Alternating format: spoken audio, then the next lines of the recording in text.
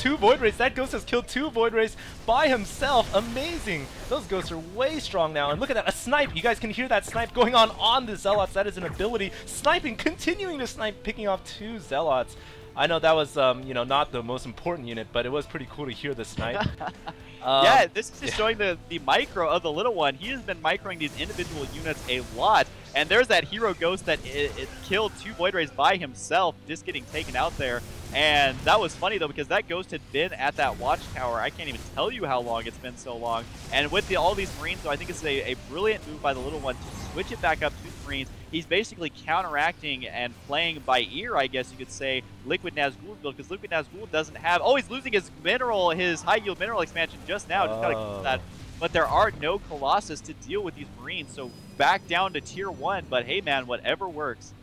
Exactly, whatever works, because even at Tier 3, as has been shown, these Void Rays are very vulnerable to Tier 1 Marines. And we are seeing a dropship with 8 Marines moving out as well, so a lot of action going on the map right now. Void Ray and Zealot and 1 Colossus, which isn't going to be able to deal with the Marines, but there are 4 siege tanks camped up here. And this is going to be a big battle. The Colossus is pretty well protected from where it stands, I'd gotta say, although some Hellions moving in, gonna take it out. And now it's just Void Rays against a couple Marines. They should be able to take out the Marines and then take out the siege tanks, especially with the micro from Nazgul. Meanwhile, Reaper's trying to get into this last mining expo. This is the last expansion for Nazgul, and it's actually mining resources, and a dropship gonna come in and clean out the probes where the cannons cannot reach. This is the dark side behind the Protoss player's base as he brings the Zealots in, and the dropship retreats, getting back in the chopper. Yeah, the income for Liquid Nazgul now was absolutely devastated by that attack. Now, it was kind of unfortunate for him. I don't think he should have engaged that army on that road where those tanks were on the high ground, because the important thing is sure, he was able to kill those tanks, but he lost the Zealots for exactly what he needs right now. And now somehow Liquid Nazgul has more income, so this game is back and forth all over the place. I would really like to see him put a cannon back there, as that has really ended up hurting him this entire game. Another ghost there, gonna get taken out. You are no match for Void Rays. But now he's going to macro up again, and we'll see if he can make something happen here, as technically he does have better income and a lot more workers. So I don't know if you think he can do this, but so far it's looking okay. He just needs more Zealots, I think, to deal with the massive amount of Marines. Although now there's a bunch of Hellions. So the little one just playing it by ear, like I said, and constantly changing his build.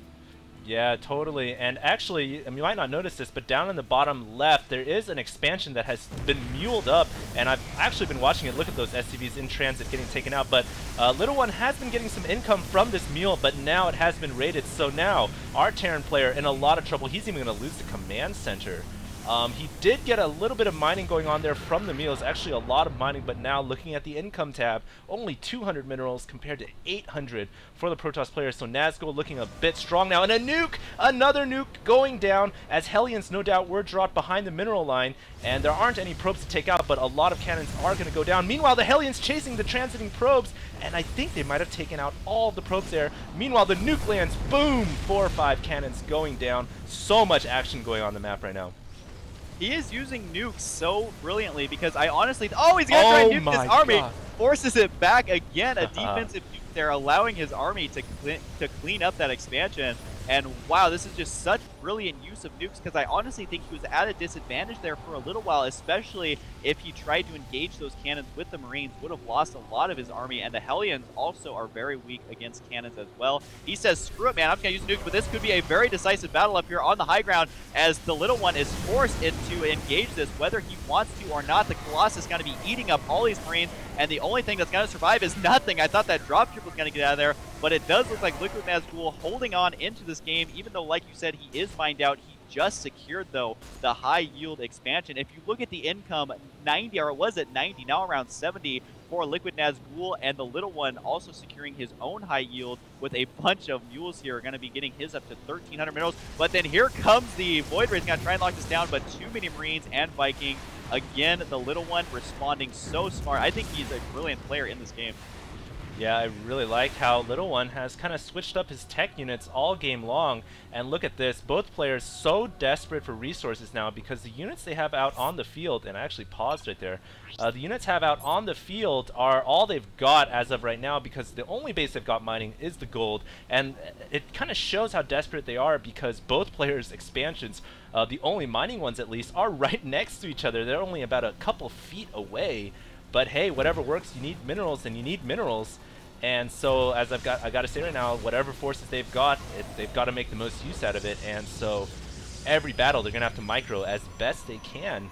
And who do you think is gonna come out on top, Husky? At this point, it's just so close to call. At this point, I think switching to the Vikings are the only thing that kept the TheLittleOne in this game because he got a good counter to the Void Ray and as well as the Colossus because Vikings can shoot Colossus as if they are an air unit because they're so tall. And so the Vikings are really keeping him in this game. I think that was the only thing keeping him from losing, as now Liquid Nazgul has to get something that can anti-Viking. And another nuke gonna hit this. I don't think it'll be able to kill the Nexus. That probe needs to, or not the probe, but the observer needs to get out of there. But thankfully for Liquid Nazgul, he was able to guard that. And look at this, the Ghost can actually nuke from the Xel'Naga watchtower, so he doesn't even have to be on the same cliff. And so he's just kind of hanging out there. Only raked in, I think, 1 kill from that nuke, as that Ghost now has 1 kill. And of course, the Protoss doesn't have anything to try and do this as well, so he has to get as much of an army as he can. And no, he wasn't going to attack there. It looked like he was. And I think they're just both licking their wounds, trying to get as many minerals as possible. But I think every second that goes by, the TheLittleOne is going to have an advantage. And one thing I'd like to see is him actually lift off that command center at that expansion that's not doing anything and fly it to another expansion. But he also has... He's taken another one of the mains, so I think that the TheLittleOne, in a long-winded response, is at the advantage right now. Yeah, I'd like to see Nazgul actually move some of his Colossus up here and use that terrain ability to walk and kind of try to take out a couple workers here that are mining at the gold. And look at this, we might see another nuke from the watchtower, and yes, another nuke. I mean, come on, if TheLittleOne keeps doing this, then Nazgul is not going to be able to mine.